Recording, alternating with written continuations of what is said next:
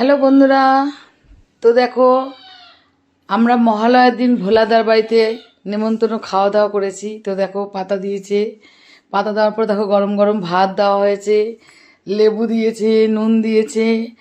আর দেখো এত সুন্দর আমাদের আনন্দ হয়েছে, সবাই আমরা একসাথে বসে বসে খেতে খেতে বসে পড়েছি। এই দেখো মনোমিতা আর এই দেখো ভোলাদা আমাদের সার্ভ করছে।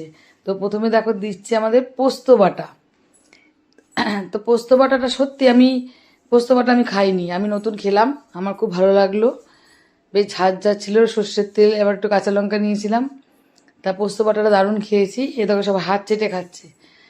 পোস্ত বাটাটা দারুণ হয়েছে। এই যে পপি, আমরা সবাই একসাথে বসে খাওয়া দাওয়া করেছি, খুবই আনন্দ হয়েছে। তারপরে দেখো করেছে ডাল, টমেটো দিয়ে আর তেঁতুল দিয়ে ডাল।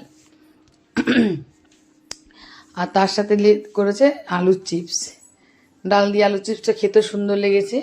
আর করেছে কাতলা মাছ পোস্ত দিয়ে দই দিয়ে। আর তারপরে করেছে দেখো মটন। বেশ সুন্দর রান্নাবান্না করেছে, রান্নাবান্নাগুলো দারুণ হয়েছে। আর এত আইটেম খাওয়া যায় না, তাও সবই খেয়েছি, সবই টেস্ট করেছি, সব রান্না ভালো হয়েছে। এই দেখো মটন করেছে খুব সুন্দর ঝাল ঝাল, সুন্দর কালারটা এসছে না মটনের বলো। আর দেখো করেছে চাটনি, টমেটো, খেজুর এসব দিয়ে চাটনি করেছে।